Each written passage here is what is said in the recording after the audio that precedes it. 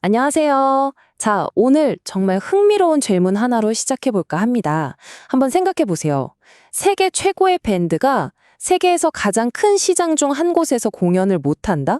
이게 대체 무슨 일일까요? 오늘은 바로 BTS를 막아선 그 보이지 않는 벽, 그리고 사실 그 벽이 얼마나 허술한지에 대한 이야기를 한번 제대로 파헤쳐 보겠습니다. 네, 바로 이 질문으로 시작해 볼게요. 지금 BTS의 월드 투어 지도를 딱 펼쳐보면요. 정말 신기하게도 한 곳이 쏙 빠져 있어요. 바로 중국 본토죠. 그곳에 수백만 편들이 있는데도 말이에요. 도대체 왜 이런 일이 계속 벌어지고 있는 걸까요? 그래서 이 미스터리를 풀기 위해서 오늘 우리가 함께 떠나볼 여정은 이렇습니다. 먼저 그 보이지 않는 벽이 대체 뭔지 알아보고 이 금지 조치가 과연 누구한테 손해인지, 또 문화라는 게 어떻게든 길을 찾아내는지, 그리고 마지막으로 문을 닫으면 어떤 대가를 치르게 되는지 차근차근 짚어보겠습니다. 자, 첫 번째 열쇠입니다. 바로 보이지 않는 벽. 이게 뭐냐면요. 공식적인 문서엔 한 줄도 없어요. 하지만 케이팝 아티스트나 팬이라면 누구나 정말 피부로 느끼는 그런 유령 같은 금지 조치에 대한 이야기입니다. 그 벽의 이름 들어보셨을 수도 있어요. 바로 한안령입니다. 물론 중국 정부는 공식적으로 그런 거 없다고 하죠.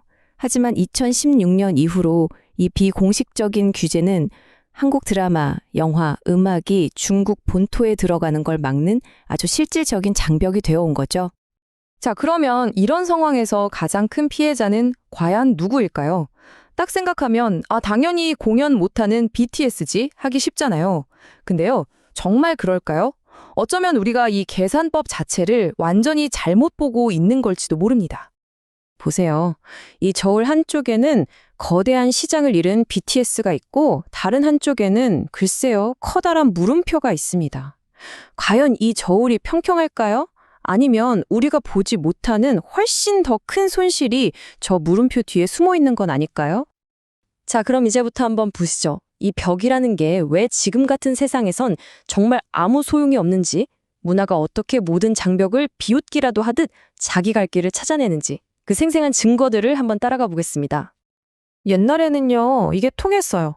콘서트홀 문 딱 걸어 잠그고 국경 막아버리면 문화를 통제할 수 있었죠. 아주 간단했습니다. 하지만 지금은요, 완전히 다른 세상이죠. 이제 무대는 우리 손 안에 있는 바로 이 스마트폰 화면이거든요. 그리고 여기엔 국경이란 게 없어요.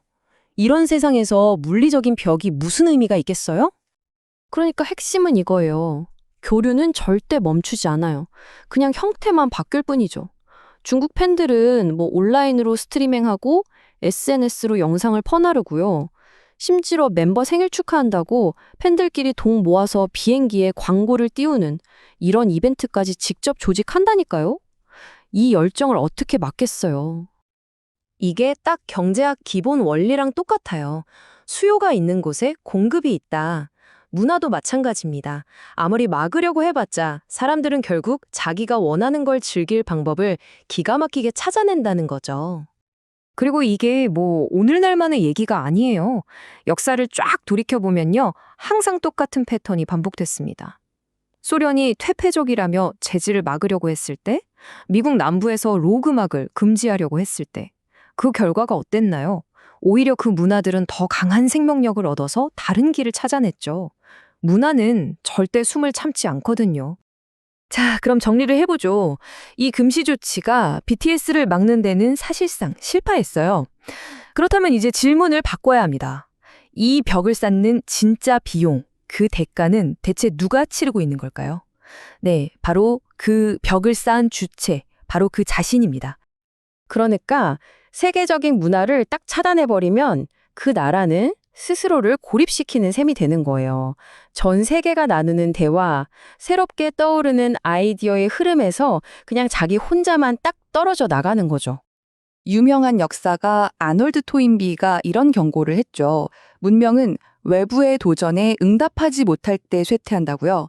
문을 닫는 게 스스로를 지키는 것처럼 보일 수 있지만 사실은 세상의 변화에 눈과 귀를 막아버리는 어쩌면 더 위험한 일일 수 있다는 겁니다. 마크 트웨인도 비슷한 말을 했어요. 금지된 책을 읽지 않는 나라에서는 결국 아무도 책을 읽지 않게 된다. 그러니까 예술을 금지하면 사람들이 고분고분해지는 게 아니라 아예 모든 것에 무관심해진다는 아주 뼈아픈 지적이죠. 자, 그럼 이제 이 모든 조각들을 한번 맞춰볼까요? 보이지 않는 벽, 완전히 빗나간 계산법, 그리고 문을 닫는 진짜 대가. 이 모든 걸 종합했을 때 우리가 마주하게 되는 최종 결론은 과연 뭘까요? 결론은 아주 명확합니다. 한쪽에서는 문을 굳게 닫고 있지만 다른 한쪽에서는 이미 국경 없는 축제가 한창이에요. BTS는 손해볼 게 없죠. 그들의 무대는 이미 전 세계니까요. 결국 이 멋진 글로벌 문화의 순간을 놓치고 있는 건 문을 열지 않은 바로 그들 자신뿐이라는 겁니다. 원본 컬럼이 이 모든 상황을 딱 한 문장으로 정리하는데요. 이게 정말 기가 막힙니다. 열면 스며들고 닫으면 넘친다. 막으려고 하면 할수록 문화는 둑을 넘어 더 거세게 다른 길로 흘러 넘칠 뿐이라는 거죠. 정말 강력한 통찰이에요. 자, 이 이야기는 우리에게 마지막으로 이런 질문을 던집니다. 벽이 문화를 막을 수 없다는 게 이렇게나 명백한데도 왜 굳이 그 벽을 세우려고 하는 걸까? 그 진짜 목적은 과연 무엇일까요? 한 번쯤 깊이 생각해 볼 문제입니다. 재미있게 보셨다면 구독, 좋아요, 알림 설정까지 꼭 눌러주세요.